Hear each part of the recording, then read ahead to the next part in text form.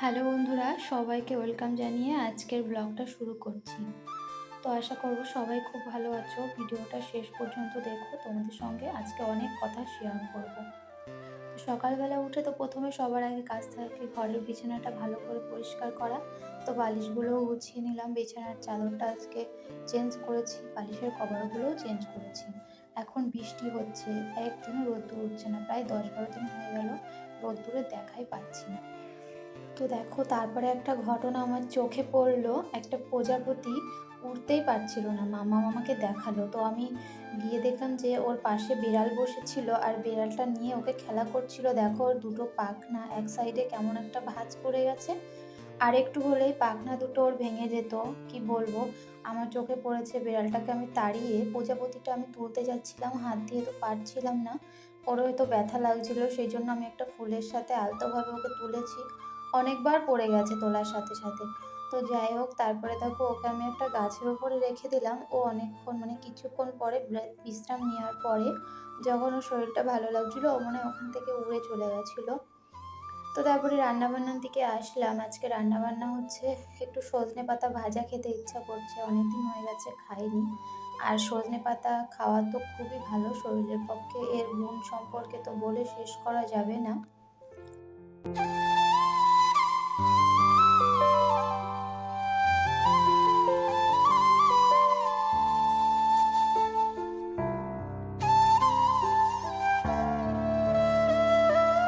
সজনে পাতার পরিমাণ অনেকটা বেশি ছিল। তো আমি এখানে দেখো কুলোর মধ্যে প্রায় 1 কুলো হয়েছে, কুলো ভরে গেছে। এতটা পাতা আমি বেছে নিয়েছি। এটা আমি রোদ্রে দিয়ে শুকিয়ে পাউডার বানিয়ে তারপরে খাবো। একসাথে যদি এত ভাজা করি, শুধু শুধু খাওয়া হবে না, নষ্ট হবে। আমি আর কতই খাবো বলো? শুধু আমি খাবো বলেই কিন্তু এখানে সজনে পাতাটা ভাজা করছি। আমার বর কিন্তু আর মেয়েও কিন্তু এগুলো খায় না, এই সজনে পাতা ভাজা।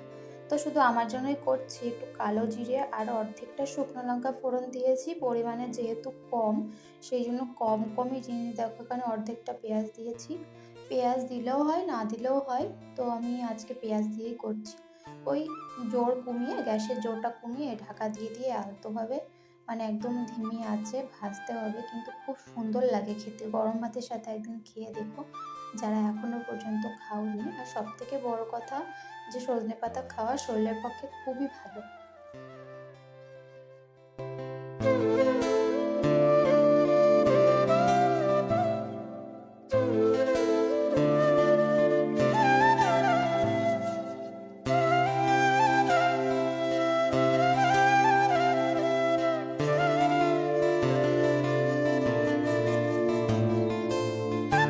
তো আমি আর মামাম আজকে দুপুরবেলা একটুখানি ঘুমিয়েছিলাম। তো ঘুম থেকে ওঠার পরে দুজনেরই খিদে পেয়েছে।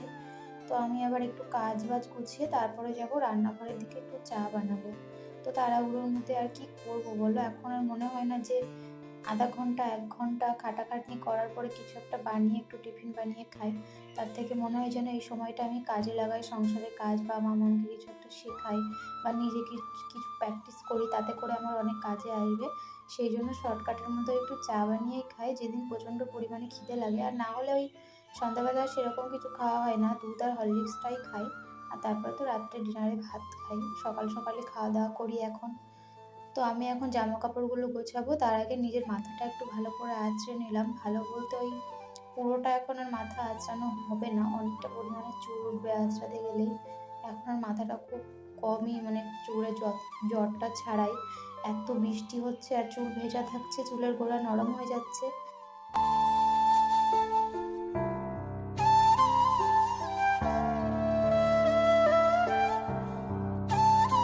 তো এখানে জামা কাপড়গুলো এখন গোছাবো। আর মামামকে একটা পাউরুটি দিয়েছিলাম, দেখতেই পেলে ওর পাপা পাউরুটি এনেছিল, ওর বাবা পাউরুটি এনেছিল। পাউরুটি বাড়িতে সেরকম একটা খাওয়া হয় না, খুব কম আনা হয়। আর যখন আনা হয় তো ওই 1-2 দিনই শেষ করে ফেলি, জমিয়ে আর রাখা হয় না।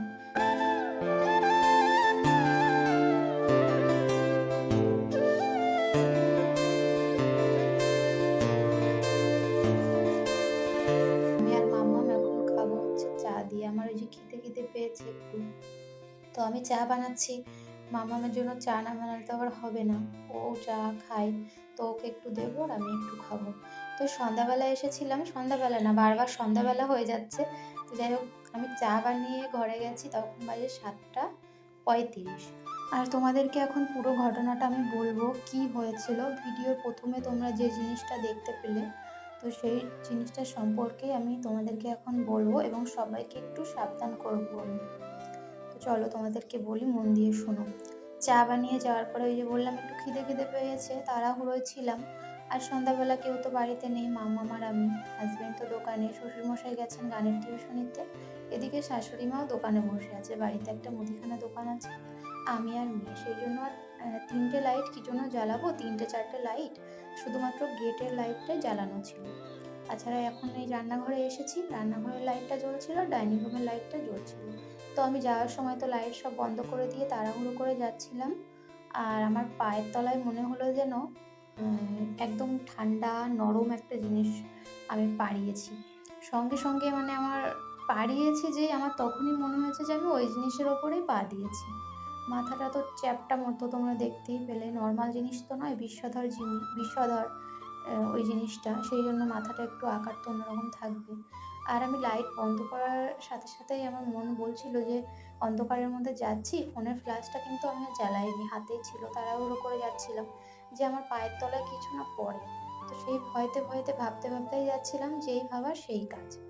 তারপরে আমি ঘরে গিয়ে কোনো রকমে চায়ের প্লেটটা রাখলাম, তারপরে ফোনটা হাতে নিয়ে ফোনের লকই খুলতে পারছি না যে আমি ফ্ল্যাশটা জ্বালাবো অন্ধকারে। কি তাড়াহুড়ো করে লাইটটা খুঁজলাম, একটা ছোট লাইট ছিল, সেই লাইটটা খুঁজে নিয়ে আর ডাইরেক্ট ফোনের ফ্ল্যাশ আর অন করিনি, লকটা খুলে ডাইরেক্ট আমি মানে ভিডিও চালু করলাম যে কি জিনিস আমি দেখবো এবং ভিডিও করব।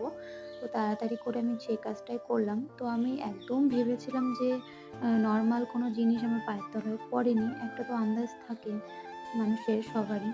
তো যা ভেবেছি সেই জিনিসই দেখলাম যে দরজার কোণায়, মানে বেশি দূর যেতে পারিনি, আমি লাইট মারলাম আর সেই যে আমার ওপরে ওরকমভাবে মানে উঁচু হয়ে ফনা তুলে যে ওই যে বসে আছে গুটিয়ে, একদম লাস্ট পর্যন্ত ওই অবস্থাতেই ছিল।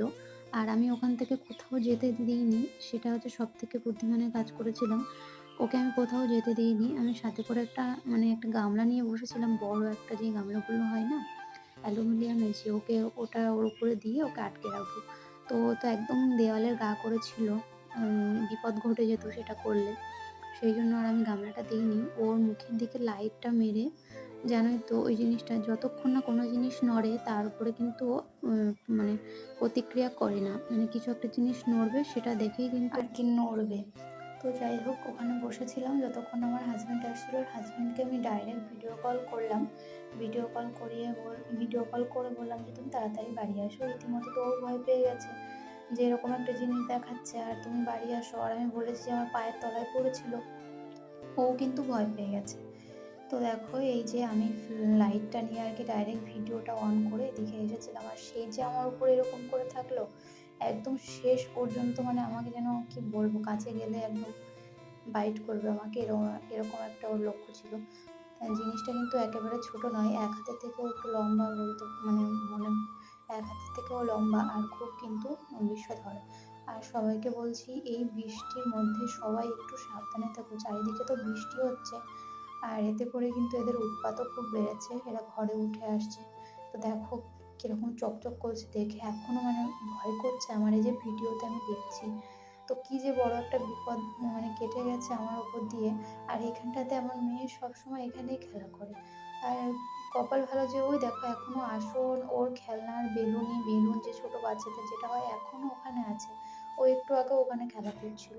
তো যাই হোক, সবাই ভালো থেকো, সাবধানে থেকো এবং সতর্কে থেকো। আর যাদের যাদের বাচ্চা আছে তাদেরকে বিশেষ করে একটু সাবধানে রেখো। তো চলো, আজকের মতো ব্লগটা এখানেই শেষ করছি।